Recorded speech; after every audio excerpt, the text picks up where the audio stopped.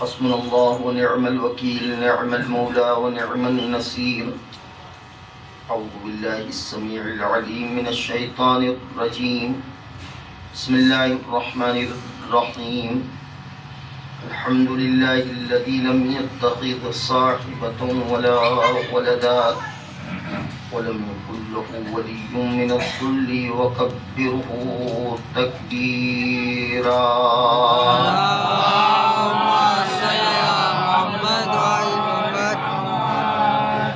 والصلاة والسلام والتحية والإكرام على الرسول النبي الأمي الذي أرسله بالحق بشيرا وداعيا إلى الله بإذنه وسراجا منيرا، سيدنا ومولانا أبي القاسم محمد اللهم صل على محمد وآل محمد وعلى أهل بيته الطيبين الطاهرين الغر الميامين المعصومين الذين أذهب الله عنهم الرجس وطهرهم تطهيرا.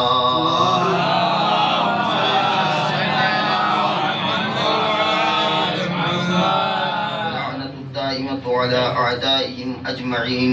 أما بعد، فقد قال الله الحكيم في كتابه الكريم: أعوذ بالله من الشيطان الرجيم. يا أهل الكتاب لم تلبسون الحق بالباطل وتكتمون الحق وأنتم تعلمون. صلوات پر محمد وعلى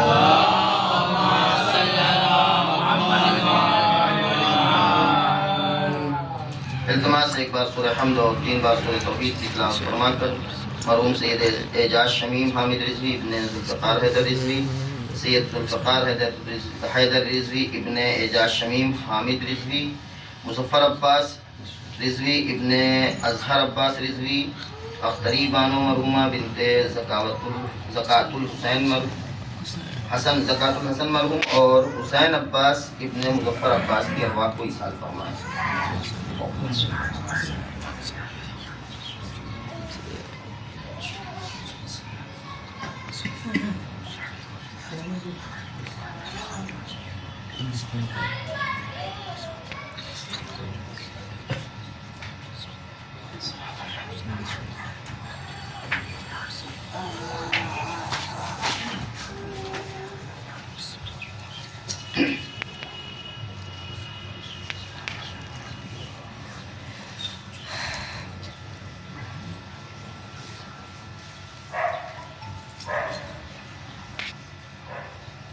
صلوات پڑھتے محمد و آل محمد. اللهم صل على محمد.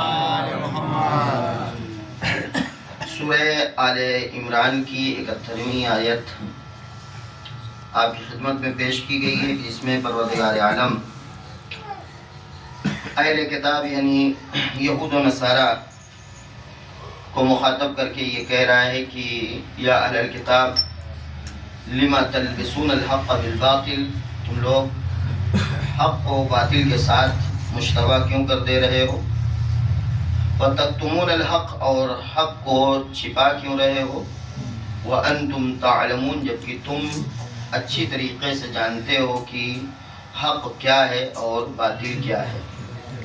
اس آیت کریمہ کے ذیل میں میں نے تحریف مقامات حضرت صدیقہ کائنات فاطمہ زہرا سلام اللہ علیہا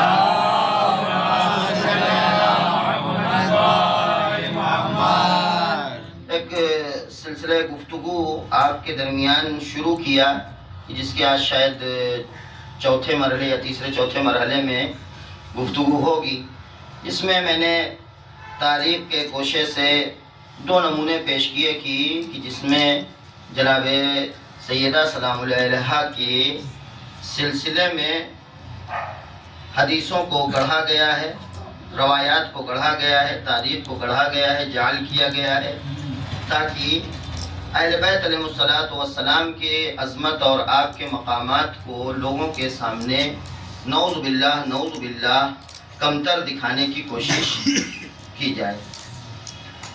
اس سلسلے میں جو میں نے گفتگو آپ کی خدمت میں پیش کی، پھر ایک بار بہت سرسری طور پر مقدمے کو پیش کرتے ہوئے یہ کہ پروردگار عالم نے ہم انسانوں کی ہدایت کے لیے کچھ اسباب اور عوامل قرار دیے، جن اسباب اور عوامل میں یہ 3 چیزیں بڑی اہم ہیں۔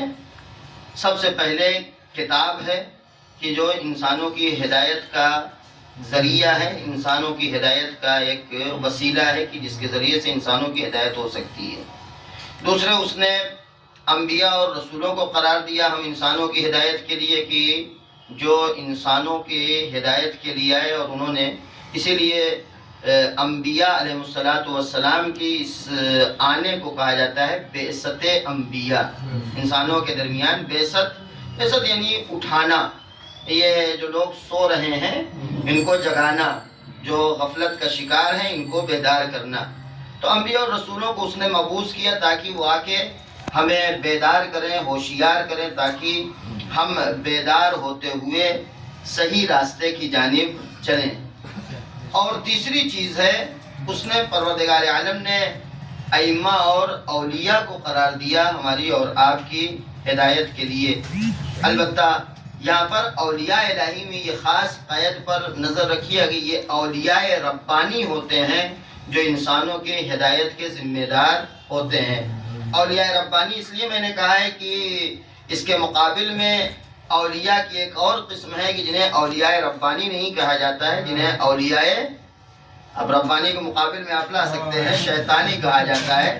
یہ اولیاء شیطانی جو ہیں یہ انسانوں کی ہدایت نہیں کر سکتے ہیں، اولیاء ربانی ہی انسانوں کی ہدایت کر سکتے ہیں، اس لیے کہ پروردگار عالم نے انہی کو انسانوں کی تربیت کی ذمہ داری عطا کی ہے۔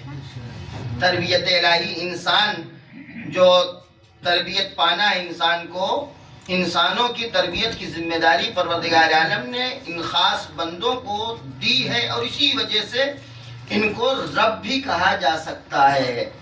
ہمارے جوان خاص کر کے متوجہ رہیں کہ ابھی کل ہی کسی جوان نے سوال کیا کیا ائمہ اطہار علیہ السلام کو ہم رب کہہ سکتے ہیں؟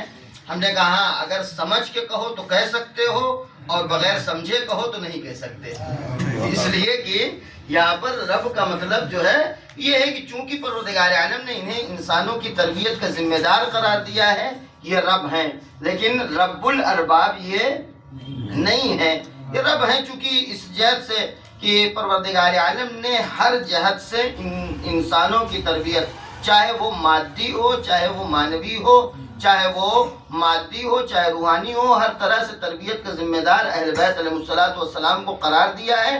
اور مادی میں نے اس لیے استعمال کیا ہے کہ حضرت صدیقہ طاہرہ فاطمہ زہرا سلام اللہ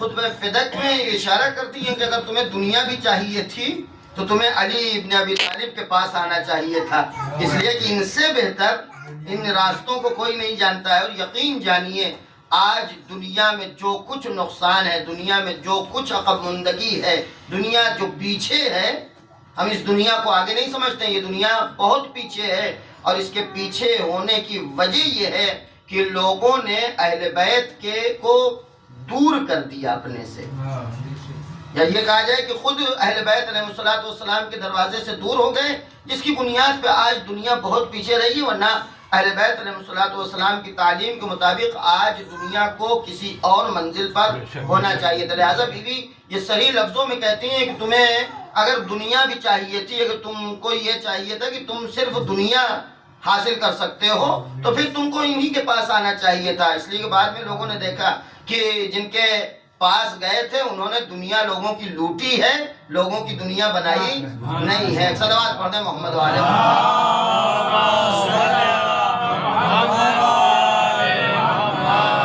لہذا یہ عوامل ہدایت، عوامل ربانی ہیں، یہ اسباب ربانی ہیں، یہ اولیاء ربانی ہیں کہ جن کو پروردگار عالم نے انسانوں کی تربیت کا ذمہ دار بنایا۔ اب ان کے مقابل میں کچھ جو ہے وہ عوامل شیطانی ہیں، اولیاء شیطانی ہیں کہ جو اس احساس کی بنیاد پر کہ اگر یہ اولیاء ربانی کا کام آگے بڑھتا رہا تو ہمارا کام آگے نہیں بڑھ پائے گا۔ ان کے لیے سب سے بڑی پریشانی یہ تھی کہ یہ سمجھ رہے تھے کہ اگر لوگ اولیاء ربانی کے در پر چلے گئے، اگر لوگ اولیاء ربانی کے پاس پہنچ گئے تو پھر ہماری جانب مڑ کر کوئی دیکھنے والا نہیں ہے۔ لہٰذا ان لوگوں نے مکمل پوری کوشش یہ کی کہ انسانوں کو اولیاء ربانی کے دروازوں سے دور کر دیا جائے تاکہ اپنا کام چلتا رہے۔ ان کے پاس اتنا علم تھا، نہ اتنی پرہیزگاری تھی، نہ یہ اللہ کی جانب سے لوگوں کی تربیت کے لیے بنائے گئے تھے، نہ لیاقت پائی جاتی تھی، جس کی بنیاد پر اب ایک ہی راستہ ان کے پاس یہ بچا تھا کہ جو حقیقی افراد ہیں جن کو پروردگار عالم نے انسانوں کا سرپرست بنایا ہے ان کو کنارے ڈال دیا جائے، تاکہ ظاہر سی بات ہے جب تک اصلی مال سامنے رہے گا نقلی مال کوئی خریدے گا نہیں۔ اصلی مال کو بیگ میں رکھ دیا جائے تو نقلی مال خود بخود جو ہے وہ بکنے لگتا ہے۔ اور آپ یہ میں جس خود کہنے اب چونکہ خصوصی بزم کہی جا سکتی ہے، یہاں پر میں بڑے کھلے لفظوں میں یہ جملہ کہنا چاہتا ہوں کہ یہ دنیا کا ایک دستور رائے حد یہ ہے کہ تصوف کا سلسلہ جو اس کو آج بڑے ہم احترام کی نظروں سے دیکھتے ہیں، یہ تصوف کا سلسلہ بھی اہل بیت علیہ السلام کے مقابل میں قائم کیا گیا ہے۔ اس لیے کہ لوگوں نے دیکھا کہ ہم نے ہر اعتبار سے اہل بیت علیہ السلام سے لوگوں کو دور کرنا چاہا، لیکن ہوتا یہ ہے کہ گھوم پھر کے لوگ پہنچ جاتے ہیں وہیں۔ لہذا اب مذہبی دنیا کے اعتبار سے آئے اور انہوں نے ایک نیا سسٹم قائم کیا، بلکہ میں اپنے لفظوں میں کہوں تو نئی دکان تیار کیا تاکہ لوگ وہاں بھیڑ اکٹھا کریں اور اہل بیت علیہ السلام کے دروازے سے لوگوں کی بھیڑ کم ہو جائے۔ اے صلوات پڑھ دیں محمد وعلی محمد،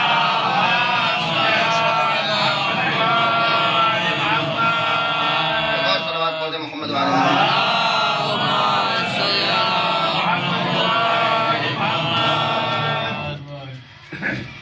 ایک بات میں آپ کی خدمت میں عرض کرنا چاہ رہا ہوں کہ یہ اولیاء شیطان نے، یہ جو شیطانی سرپرست ہے، شیطانی جو ہے اولیاء تھے، ان لوگوں نے جو کام کیا ہے اس کا سلسلہ جو ہے وہ کتنا خطرناک رہا اور کب تک رہا ہے، کب تک رہے گا، اس کو میں یہ سمجھ لیں کہ ایک مکمل کتاب ہے، اور اس مکمل کتاب کا خلاصہ میں آپ کی خدمت میں پیش کر رہا ہوں۔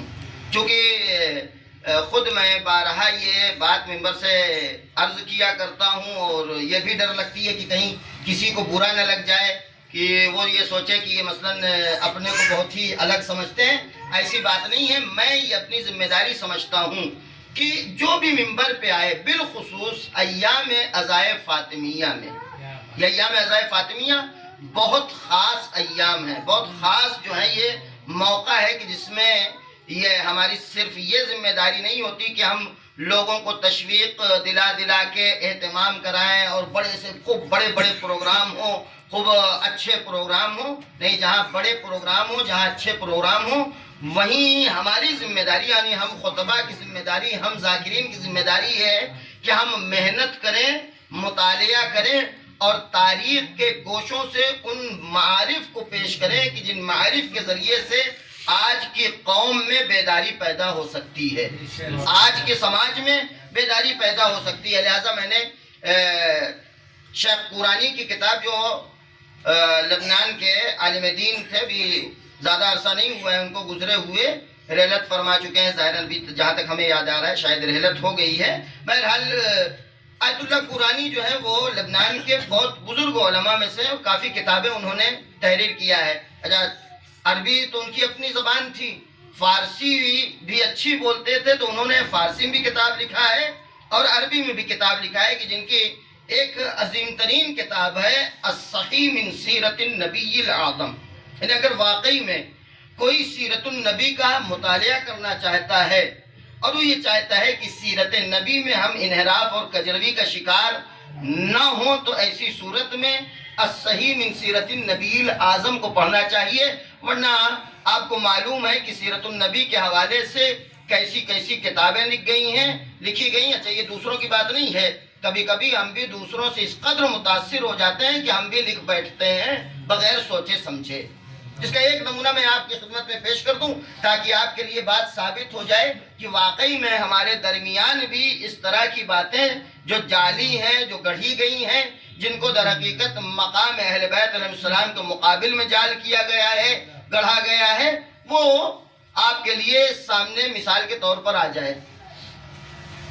یہ شاید آپ نے سنا ہوگا، یہ ہماری بھی کتابوں میں روایت ہے، بعض کتابوں نے اس حدیث کو نقل کیا ہے کہ جب خطبہ خاص کر کے آتے ہیں اور نماز جماعت کی اہمیت بیان کرنے لگتے ہیں تو نماز جماعت کی اہمیت بیان کرتے کرتے ایک حدیث نقل کرتے ہیں اہمیت کے حوالے سے۔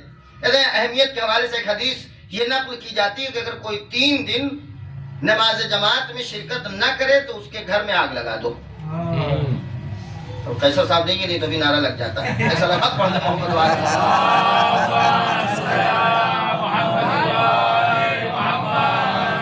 چونکہ ظاہر سی بات ہے جو اگر یہ ہم سب کی خرابی ہوتی ہے، ہم سب کی خرابی ہے، یہ بتا دیں، یہ کوئی ایک آدمی کی بات نہیں کر رہا ہوں میں۔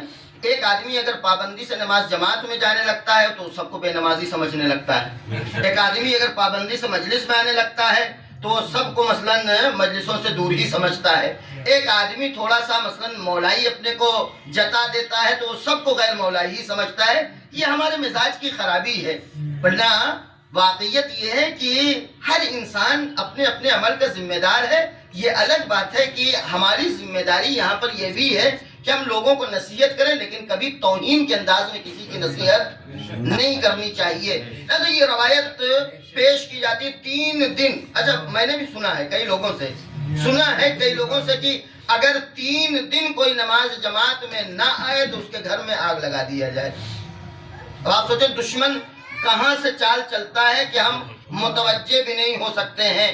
دشمن اس حدیث کو کیوں بیان کر رہا ہے؟ یہ ہمارے بھی کتابوں میں اگر آئی ہے تو یہ دشمنوں کی جانب سے آئی ہے، یہ دوستوں کی جانب سے ایسی روایت، ایسی حدیث ہو ہی نہیں سکتی ہے۔ اور اگر واقعی میں یہ حدیث خدا نہ خواستہ صحیح ہے تو پھر ہم سمجھتے ہیں کہ ہمارے سماج میں تو پھر اس وقت لوگوں کو گھر بچنا ہی نہیں چاہیے۔ تو ظاہر سی بات ہے یہ خود اہل بیت علیہ السلام کی جانب سے اس طرح کی شدت کا فتویٰ اور شدت کا حکم کبھی نہیں دیا گیا ہے۔ اب یہ دشمن کی سازش ہے، لیکن سازش کتنی خطرناک ہے، ہمیں اور آپ کو ہوشیار رہنا چاہیے۔ سازش اتنی خطرناک ہے چونکہ بعد رحلت پیغمبر جب یہ سارا ماجرا پیش آیا کہ لوگوں نے علی ابن ابی طالب کو دور کر دیا حق سے اور خود آ کر جھوٹی مدعی بن کر بیٹھ گئے تو مولا کائنات نے مسجد میں جانا چھوڑ دیا تھا۔ مولا کائنات مسجد میں نہیں جاتے تھے۔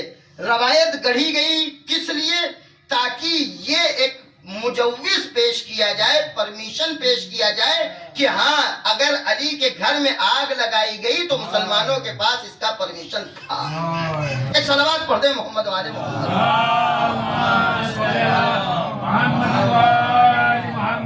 اولیاء شیطان کی چال بڑی خطرناک ہوتی ہے، اس لیے میں ایک پوری ہسٹری پیش کر رہا ہوں۔ پوری کتاب شیخ قرانی کی ہے، اس شیخ قرانی کی میں نے بیان کیا کہ الصحیح من سیرت النبی الاعظم پڑھ کے انسان بہت سی جگہوں پہ ایسے بہت سارے مطالب ہیں کہ جہاں پر ہم واقعی میں بہکے ہوئے ہیں، گمراہی کا شکار ہے۔ موقع نہیں ہے کہ 2-4 مثال آپ کی خدمت میں پیش کر سکوں۔ بہرحال اس کتاب میں یہ لکھتے ہیں کہ امامت شیعہ تاریخ میں تقریباً 15 موجوں سے امامت شیعہ کو مقابلہ کرنا پڑا ہے۔ 15 موجوں سے امامت شیعہ مقابلہ کرتے کرتے اب تک اس منزل پہ پہنچی ہے۔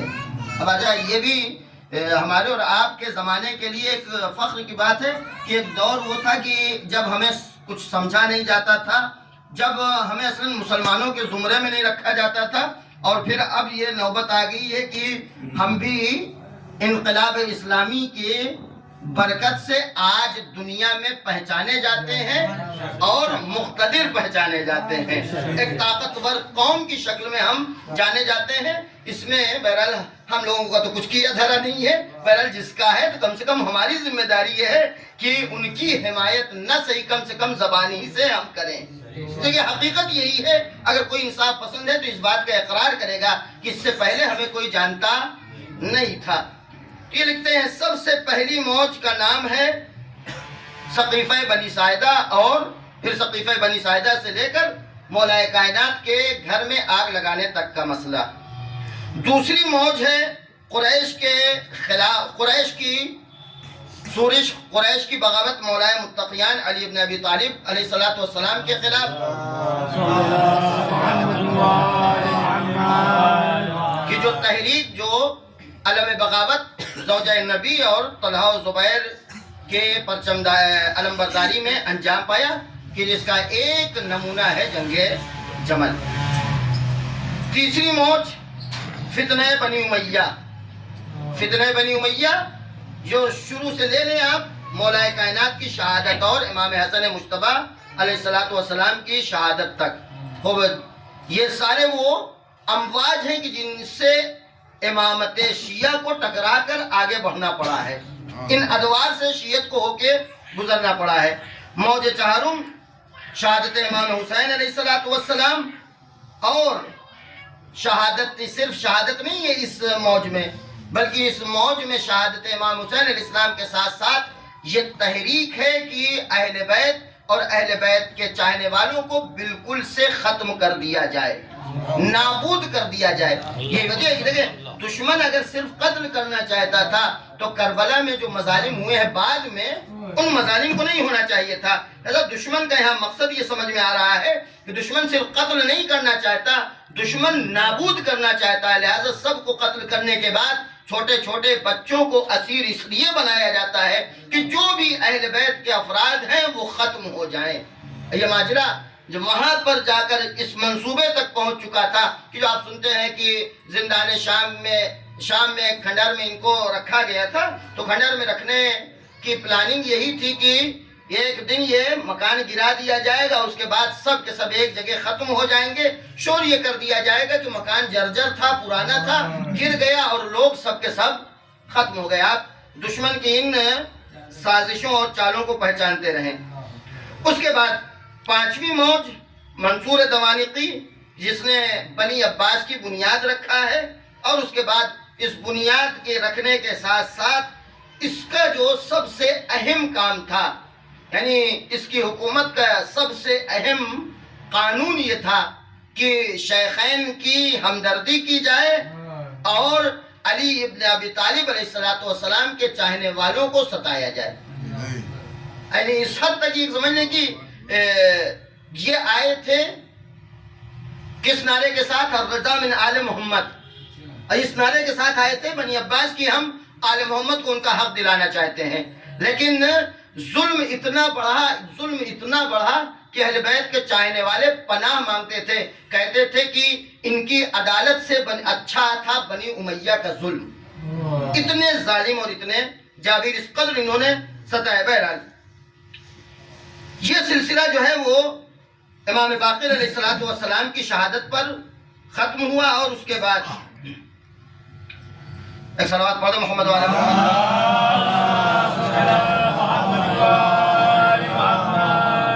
چھٹی موج میں ہارون الرشید کی کوششیں کی، اس کی مکمل کوشش یہ تھی کہ جو منصور نے منصوبہ تیار کیا تھا اسے اور مستحکم کیا جائے، اور اس منصوبے کے ضمن میں امام موسیٰ کاظم علیہ السلام، امام رضا علیہ السلام کی شہادت انجام پاتی۔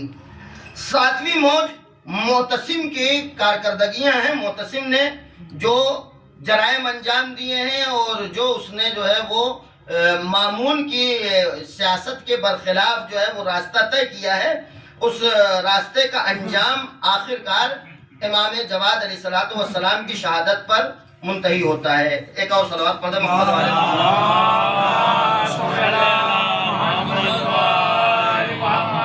آٹھویں موج میں آتا ہے متوکل کا زمانہ۔ متوکل کا زمانہ اتنا خطرناک ہے کہ یہ متوکل خبیث، اس نے تو یہ سمجھ لیں کہ بالکل سے ٹھان لیا تھا کہ اہل بیت کے چاہنے والوں کیا، اہل بیت سے منسوب تمام نشانیوں کو ختم کر دیا جائے. لہٰذا اسی کے زمانے میں کربلا کو جو ہے وہ ویران کیا گیا ہے. وہاں امام حسین علیہ السلام کے مرقد پر باقاعدہ کھیتی کرنے کی کوشش کی گئی ہے. زائرین کا ہاتھ پیر کاٹ دیا جاتا تھا, زائرین کو ستایا جاتا تھا. اور اس کے بعد نویں موج, یہ اس کی جانب شاید ہم اور آپ کبھی متوجہ نہ ہوئے ہوں. نویں موج جو ہے وہ ایک حزب متوکل کے نام سے, گروہ متوکل کے نام سے ایک ٹیم جو ہے وہ آگے آئی. نویں موج میں حزب متوکل کی فعالیت شروع ہوئی. حزب متوکل کی فعالیت یہ تھی, بغداد کے حنبلیوں نے متحد ہو کر یہ طے کیا کہ سرزمین عراق پر ایک بھی اہل بیت کے چاہنے والوں کو رہنے نہیں دینا ہے. یہ حنبلیوں کی گفتگو ہے. حنبلیوں نے حزب متوکل کے عنوان سے باقاعدہ یہ پرچم بلند کیا کہ شیعوں کا خاتمہ کر دیا جائے. اسی لیے جہاں جہاں مجلسیں ہوتی تھی اس زمانے میں, جب عاشور کے دن جہاں بھی پروگرام ہوتے تھے یہ ان پر حملہ کرتے تھے. کہیں مجلس ہو رہی ان پر حملہ کر دے, کہیں جلوس نکلا ہوا ہے وہاں حملہ کر دیتے تھے. یہ سلسلہ یہاں تک ان لوگوں کے ظلم اور ستم کا پہنچا ہے کہ انہوں نے شیخ طوسی رحمۃ اللہ علیہ کے کتاب خانے کو نظر آتش کر دیا. اور نظر آتش کرنے کے بعد چونکہ جانتے تھے کہ یہ قوم جو ہے بڑی ضدی قوم ہے, یہ اپنے آثار کو محفوظ رکھنے کے لیے ہمیشہ کوشش کرے گی, لہٰذا جو اور ظاہر سی بات ہے ہمیں جو پوری کتابیں تو جل نہیں جائیں گی, کہیں نہ کہیں کچھ پیجز رہ جائیں گے. تو انہوں نے دوسرا کام یہ کیا کہ جو کچھ بچی ہوئی تھیں جلنے سے ان کو سب کو دریا میں ڈال دیا. ایک صلوات پڑھ دیں محمد والے.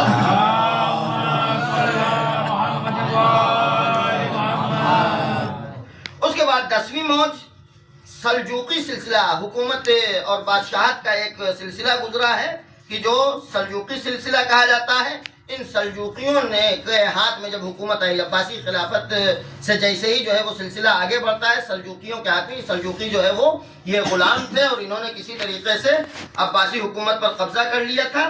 لیکن انہوں نے بھی عباسی حکومت ہی کی راہ اور روش کو طے کیا. ان گروہ متوکل اور حنبلیوں کی انہوں نے بھی باقاعدہ کھل کے حمایت کی. 11ویں موج آتی ہے صلاح الدین ایوبی تک. صلاح الدین ایوبی اس خبیث انسان کا نام ہے کہ جس نے مصر میں جو شیعوں کی حکومت تھی اس کا خاتمہ کیا. مصر میں فاطمیون کی حکومت تھی. فاطمیون یہ شیعہ تھے. شیعہ اسی لیے جو آج آپ جامع ازہر سنتے ہیں اس کا اصل نام ہے الزہرہ. ہاں, یہ الزہرہ یونیورسٹی تھی. الزہرہ جو ہے وہ مدرسہ تھا. اس الزہرہ کو ان لوگوں نے جامع ازہر کر دیا تاکہ لوگ جو ہیں وہ بھول جائیں. لہذا صلاح الدین ایوبی کے زمانے میں یہ خطرناک کام انجام پایا. 12ویں موج یہ جو مصر کے بادشاہ تھے, مصر کے ممالک اور بادشاہ تھے جس میں یہ سارے جدید زمانے کے بھی افراد آ جائیں گے. ان لوگوں نے اپنے مکمل طور پر یہ کوشش کی کہ صرف 4 مسلمانوں کو زندہ رکھا جائے, 5ویں کا نام و نشان نہ آنے دیا جائے. اسی لیے آپ نے سنا ہوگا یہ فقہ جعفری, یہ زیادہ سے زیادہ میں سمجھتا ہوں آیت اللہ بروجردی کے زمانے سے تھوڑا سا پہلے, یعنی شیخ سید شرف الدین عاملی کے زمانے میں فقہ جعفری مسلمانوں کے درمیان پہچانی گئی ہے. ورنہ اس سے پہلے یہ ہوا تھا کہ جو حکومتوں کا سلسلہ تھا ان حکومتوں نے یہ طے کیا کہ فقہا, چونکہ مذہبی اختلاف لوگوں کے درمیان بڑھتا جا رہا تھا, انہوں نے یہ اعلان کیا کہ آپ لوگ آئیے بیٹھ کے گفتگو کیجئے اور ایسا کیا جائے کہ مثلا ایک چند فقہوں کو معین کر دیا, اس کے علاوہ جو فقہ ہوگی وہ باطل فقہ ہوگی. 4 فقہیں اس زمانے میں طے ہوئی اور یہی 4 مسئلے طے ہوئے کہ جن کو مسلمانوں کا حصہ سمجھا جاتا تھا, یعنی ہماری اور آپ کی فقہ کا کوئی نام و نشان نہیں تھا. یہ تو بہرحال خدا اجر عطا فرمائے سید شرف الدین عاملی کو اور اس کے بعد سید بروجردی رحمۃ اللہ علیہ کو, کہ جن کی کوششوں سے عالم اسلام میں فقہ شیعہ پہچانی گئی ہے. اور آج جو ہے اسی جامعہ ازہر سے یہ فتویٰ دیا گیا کہ اگر کوئی مسلمان فقہ جعفری کے مطابق بھی عمل کرتا ہے تو اس کا عمل صحیح ہے اور وہ قابل اجر ہے. یعنی حتیٰ کہ اگر عدالت میں بھی فیصلہ فقہ جعفری کے مطابق ہو رہا ہے تو وہ فیصلہ بھی اس کا مانا جائے گا. ایک صلوات پڑھ دیں محمد وعلى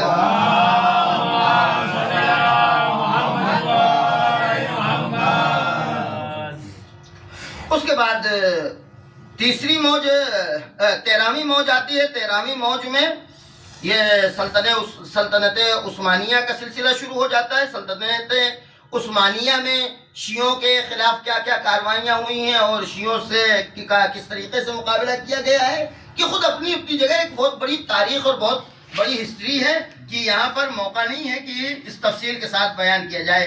14ویں موج کا نام ہے روس اور برطانوی حکومتوں کی سازشیں. شیعوں کے خلاف روس اور برطانوی حکومتوں کی سازشیں یہ تھی کہ انہوں نے ایک طرف تو وہابیت کو تقویت پہنچایا, وہابیت کو مضبوط کیا, اور دوسری طرف ہمارے درمیان, ہم مسلمانوں کے درمیان بالعموم غلام احمد قادیانی کو ایک قادیانیت کے فرقے کی شکل میں سامنے کیا اور شیعوں کے درمیان بالخصوص بہائیت کو جنم دیا.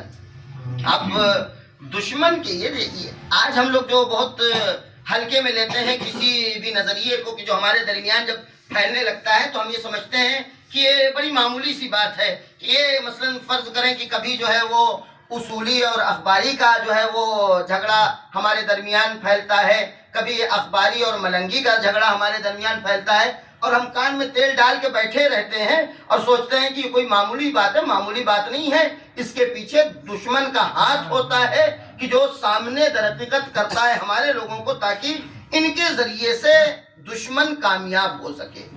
لہذا آپ اس تاریخ پر اگر نظر ڈالیں تو آپ کو معلوم ہوگا کہ کب سامراج نے, کب استعمار نے ہمارے خلاف کیسی کیسی چالیں چلیں. اب ظاہر سی بات ہے, بات آ گئی تو میں ایک اشارہ کرتا چلوں. ہمارے ہندوستان میں سعیدی اور نقطنی کا بھی جھگڑا بڑا مشہور ہوا ہے نا, بزرگان بہرحال اس سے آگاہ ہوں گے. اگر آپ اس کی جڑ کو تلاش کریں, اس کی جڑ, اس جھگڑے کی جڑ کو تلاش کریں, شہید انسانیت ایک بہانہ تھا, ایک وسیلہ تھا, ایک ذریعہ تھا, ایک ہتھ کنڈا تھا. حقیقت میں اس کے پیچھے برطانیہ کا ہاتھ تھا. اگر برطانیہ نے یہ کام نہ کیا ہوتا تو آج یادگار حسینی جیسی تحریک ہندوستان میں نہ جانے کتنے عظیم کام کر چکی ہوتی, اور وہ اس فساد کی بنیاد پر آج یادگار حسینی کا کوئی نام و نشان نہیں رہ گیا ہے. نتیجہ یہ ہے کہ آپ شیعوں کے درمیان ہندوستان میں کوئی کام تلاش کرنا چاہے کہ شیعوں کے درمیان کون سا کام انجام پایا ہے تو آپ دیکھیے گا بالکل صفر. ہندوستان میں شیعہ سماج میں کوئی کام نہیں کیا گیا ہے. آپ مدرسوں کو مت گنوائیے گا, آپ کہیں کہ اتنے مدرسے کھل گئے. جو واقعی میں آج ہمارے پاس کوئی ڈگری کالج ہے, کوئی یونیورسٹی ہمارے ہاتھ میں ہے, کوئی میڈیکل جو ہے وہ شعبہ ہمارے ہاتھ میں ہے, ہمارے پاس کچھ نہیں ہے. کیوں؟ اس لیے کہ یہ جو مشن چلا تھا یادگار حسینی کے نام سے, حسینی مشن کے نام سے, یہ حسینی مشن, اس کے منصوبے میں یہ ساری چیزیں شامل تھیں, اور اگر یہ تحریک کامیاب ہو جاتی تو آج ہم ہندوستان میں باقاعدہ ایک مضبوط قوم کی شکل میں جانے جاتے. آج یہ جو ہر رپورٹر جو ہے وہ کبھی ہمارے اوپر جو ہے وہ بولی بول دیتا ہے, کوئی نہ کوئی جو جانکار ہے, جو جانتا ہے, اس کی وجہ یہ ہے کہ واقعی میں ہمارے یہاں کچھ نہیں ہوا ہے. یہ بھی ایک دشمن کی چال تھی. یہ 14ویں موج میں, لہذا اس 14ویں موج کے زمانے کی ایک گفتگو ہے. آیت اللہ ابو الحسن اصفہانی تھے, ان کے پاس دیکھیں دشمن کتنی گہری چال چلتا ہے. آیت اللہ ابو الحسن اصفہانی کے پاس, جو اپنے اس زمانے کے مرجع وقت تھے, ان کے پاس ایک شخص آیا برطانیہ کا سفارت خانے سے, اور کافی موٹی رقم لے کر آیا تھا. اس نے کہا تھا ہم کو پتہ چلا ہے کہ حوزے میں اس وقت تنگ دستی ہے, حوزہ جو ہے مالی اعتبار سے بڑا کمزور ہو چکا ہے, لہذا یہ پیسے آپ رکھ لیجئے, تو اللہ آپ کو آپ کے کام دیں گے, آپ کے اسٹوڈنٹ جو ہیں ان کے کام دیں گے, حوزے میں آپ کے کام آئے گا. آیت اللہ ابو الحسن اصفہانی نے اپنے پاس کھڑے ایک شخص کو بلایا، کہا دیکھو ان کی رقم کتنی ہے. جب اس نے گن کے بتایا اتنی ہے تو کہا کہ ایسا کرو اس کو ڈبل کر کے ان کو دے دو کہ جائیں یہ اپنے یہاں جو ان کے یہاں بھوک مری پھیلی ہوئی ہے، جو ان کے یہاں غریب ہیں، ان کے درمیان تقسیم کر دیں.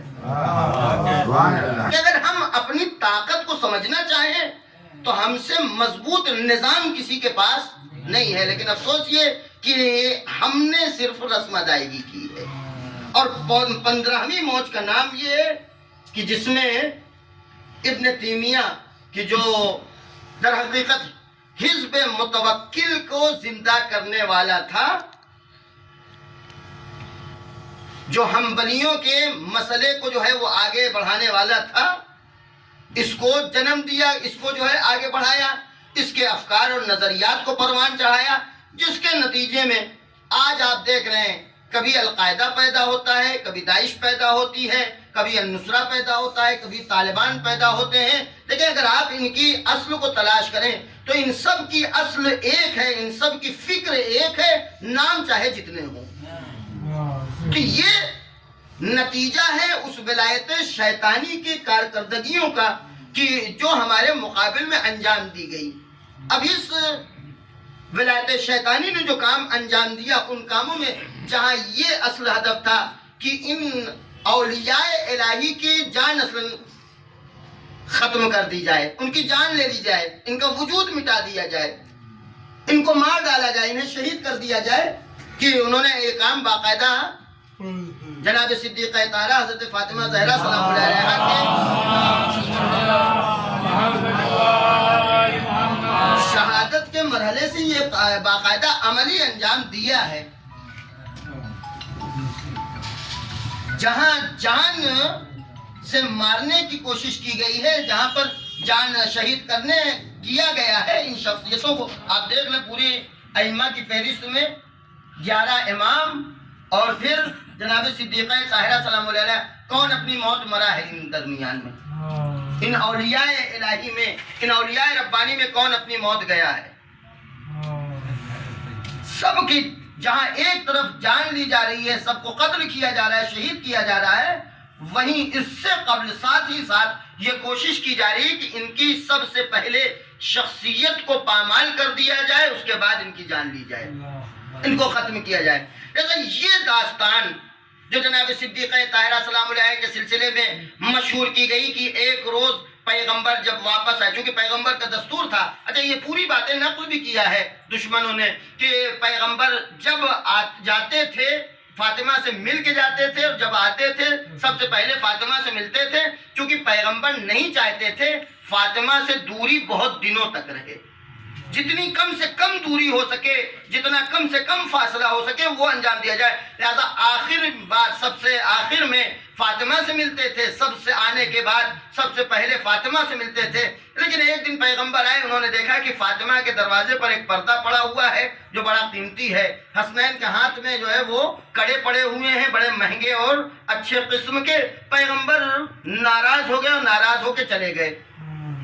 اور افسوس یہ ہے کہ یہ چیز ہماری بھی کتابوں میں بیان کی گئی ہے، ہماری کتابوں میں بھی یہ چیز بیان کی گئی ہے. اچھا ہم نے ابھی تک سنا تو نہیں ہے، لیکن یقیناً چونکہ جب ہماری کتابوں میں بیان کی گئی، بعض پڑھنے والے، بعض خطبہ، بعض ذاکرین، ان کی سب سے بڑی دلیل یہ ہوتی ہے کہ کتابوں میں لکھا ہے.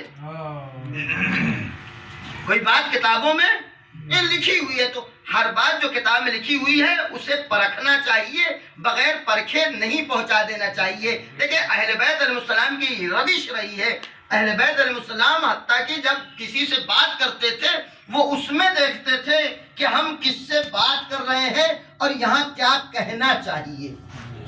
آج ہمارے قوم کے جوان، دیکھیں اس کی اطلاع شاید آپ کو نہ ہو، ہمارے قوم کے جوانوں کے ذہنوں کو بہت تیزی سے منحرف کیا جا رہا ہے ایسی باتیں کر کے کہ جس کے ذریعے سے سب سے پہلے تو ان کو علماء سے دور کیا جائے، یہ کہہ کے کہ علماء جو بیان کرتے ہیں یہ غلط بیان کرتے ہیں.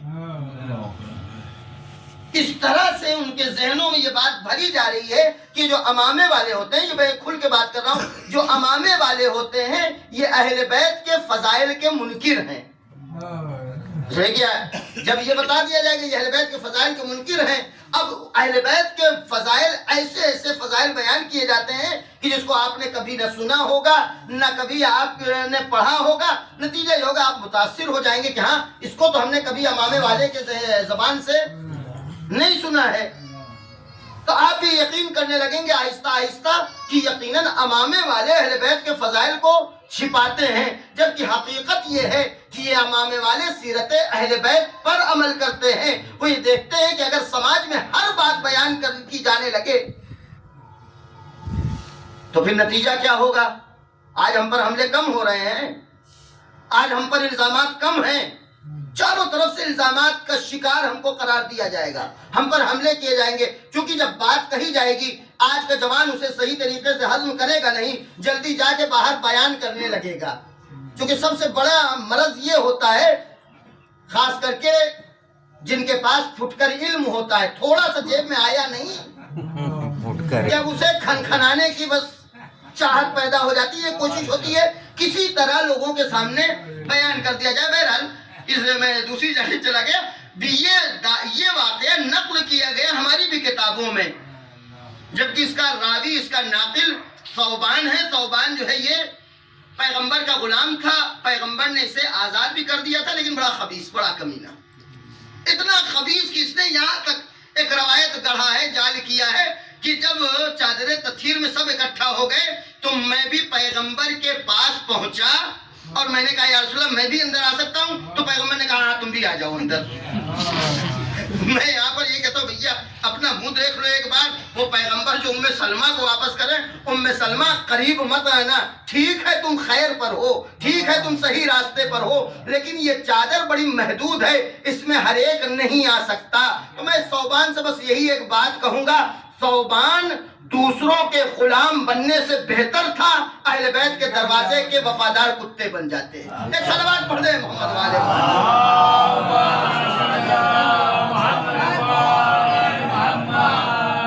اس فاطمہ پر دنیا داری کا الزام لگانے کے لیے یہ داستان گڑھی گئی، اس فاطمہ پر جو فاطمہ دور دور تک دنیا سے کوئی سروکار نہیں، کوئی تعلق نہیں، جو فاطمہ بڑے بڑے رشتوں کو رد کر دے، مالداروں کے رشتے کو رد کر دے، اس فاطمہ پر دنیا داری کا الزام لگایا جائے۔ وہ فاطمہ جس کی آج ایک داستان میں نے پہلی بار میری نظروں سے یہ گزرا ہے کہ ایک روز جناب سلمان نے دیکھا کہ سیدہ کا دروازہ بار بار کھل رہا ہے بند ہو رہا ہے، کھل رہا ہے بند ہو رہا ہے۔ جناب سلمان قریب پہنچے، سلام کیا، آواز دی بنت رسول کیا کوئی کام ہے کیا؟ تو بی بی اندر سے فرماتی ہیں سلمان ابوالحسن فدق گئے ہیں، باغ فدق کی جانب گئے ہیں۔ یہ بھی فدق اس زمانے تک جو ہے وہ ان کے ہاتھ میں تھا، ابھی پیغمبر کا زمانہ ہے، اب فدق گئے ہوئے ہیں اور واپس آنے میں کافی تاخیر ہو گئی، میرا دل گھبرا رہا ہے، کہیں ایسا تو نہیں کہ علی ابن ابی طالب نے سارا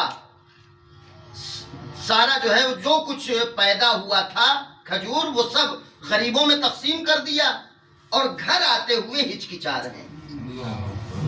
یہ درحقیقت مولا کائنات کی سیرت ہے۔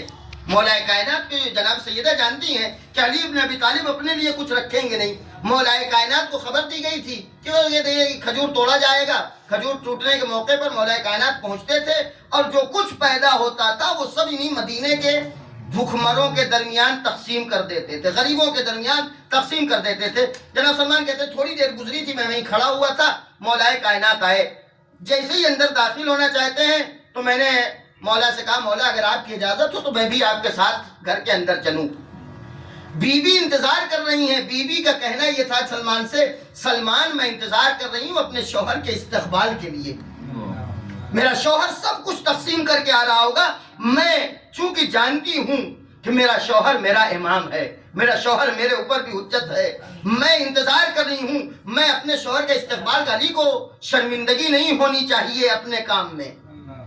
لہذا جیسے ہی جناب سلمان پہنچتے ہیں مولا کائنات کے ساتھ، ایک منظر دیکھتے کہتے ہیں کہ جیسے ہی مولا کائنات داخل ہوئے، بی بی کھڑی ہو کے مولا کائنات کو مرحبا کہتی، مرحبا ابوالحسن، تشریف لائیے ابوالحسن، میں جان رہی ہوں کہ آپ ایک خرمہ بھی اپنے ساتھ لے کر نہیں آئے ہیں، یہ باغ فدق، یہ ہے اس کی دیکھیں میں نے ایک سال اسی موقع پر باغ فدق کی آمدنی کو بیان کیا تھا، باغ فدق کی کتنی آمدنی تھی۔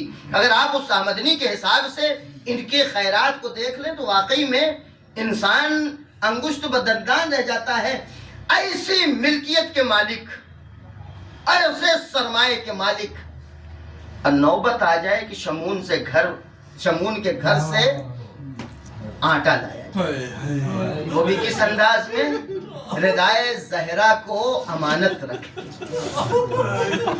دنیا اس پر دنیا دار ہونے کا الزام لگاتی ہے، دنیا ان کے اوپر دنیا میں غرق ہونے کا الزام لگاتی ہے، دنیا دار ثابت کرنا چاہتی ہے۔ عزیزو، یہ شب بڑی دردناک شب ہے، بڑی المناک شب ہے۔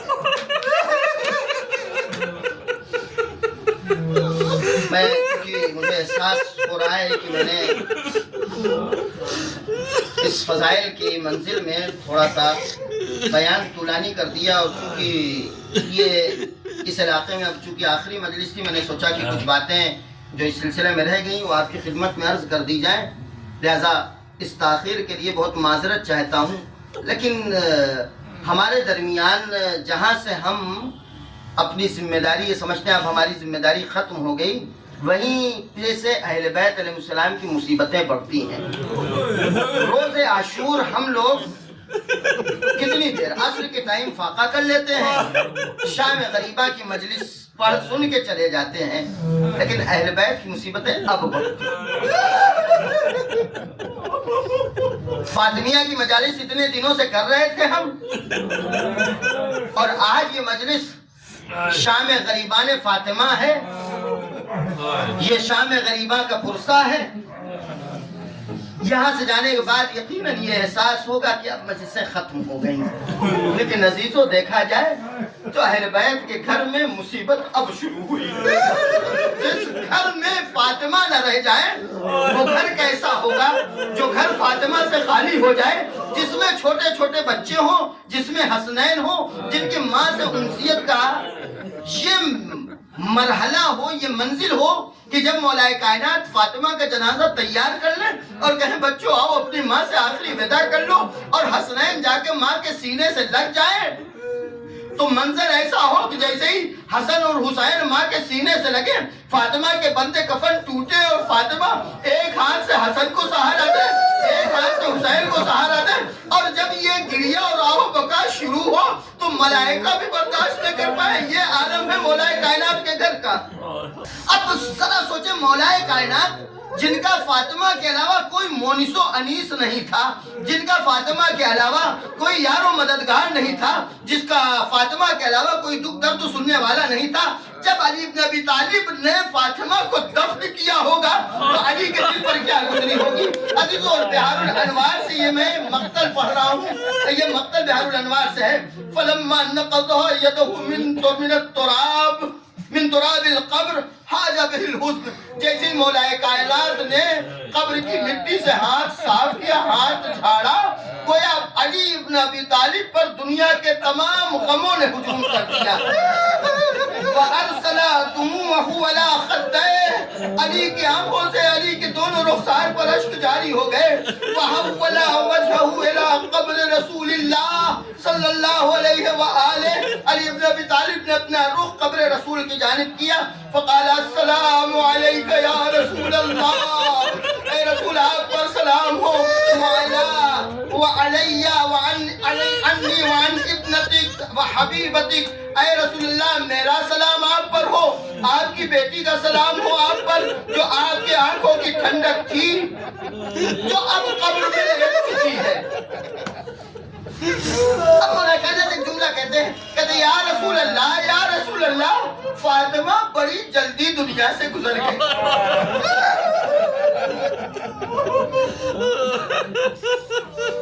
فاطمہ بڑی جلدی دنیا سے رخصت ہو گئی۔ اس کے بعد فرماتے ہیں قَلَّا یا رسول اللہ عن صفیتک صبری، اے رسول خدا اب علی ابن ابی طالب کے صبر کا باز ٹوٹ گیا ہے، اب علی کے صبر کا پیمانہ بھر گیا ہے۔ وَزَوْفَ عَنْ سَيِّدَةِ النِّسَاءِ التَّجَلُّدِ علی ابن ابی طالب کمزور پڑ چکا ہے۔ عزیز و مولائے کائنات کا یہ بیان تھا۔ بیان کرتے کرتے ایک بار پیغمبر سے یہ جملہ کہتے ہیں لَقَدْ اسْتُرْجِعَتِ الْوَدِيَّةُ یا رسول اللہ، آپ کی امانت آپ تک پہنچ گئی ہے، پلٹا دی گئی ہے۔ وَأُخِذَتِ الرَّهِينَةُ، یہ امانت ہم سے چھینی گئی۔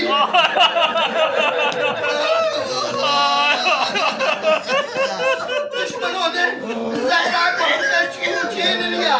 آپ فرماتے ہیں یا رسول اللہ اما حسنی فسرمت، یا رسول اللہ اب علی کا یہ غم ہمیشہ رہے گا۔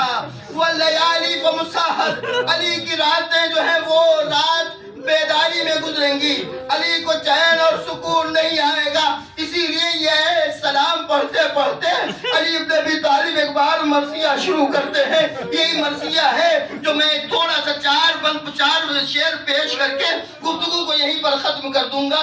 عزیز و مولائے کائنات مرثیہ پڑھتے ہیں، اگر واقعی میں انسان علی ابن ابی طالب کے اس مرثیے اور آپ کی اس تکریم کو محسوس کر لے تو دل پھٹ جاتا۔ آپ فرماتے ہیں نفسی علی زفراتها محبوسہ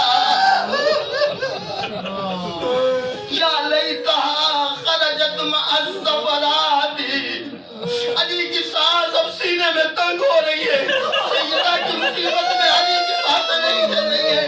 کاش یہ سانس ٹھہر جاتی، کاش یہ سانس رک جاتی۔ لا خیر بعدک فی الحیات وانما زہرا، آج تمہارے بعد علی کی زندگی میں کوئی لطف نہیں ہے، علی کے تمہارے بعد علی کی زندگی میں کوئی خیر نہیں۔ اب کی مخافت ان تطول حیاتی زہرا، علی کو بس اس ایک بات کا ڈر ہے، کہیں تمہارے جانے کے بعد علی بہت دنوں تک زندہ نہ رہ جائے۔ یہی وجہ تھی علی جس منزل میں بھی کامیاب ہوا اپنی کامیابی کا اعلان نہ کیا، لیکن جیسے ہی ضربت لگی فزت رب الکعبہ کہہ کے بتایا آج علی سکون کو سکون مل گیا، آج علی کے دل کو اطمینان ہو گیا۔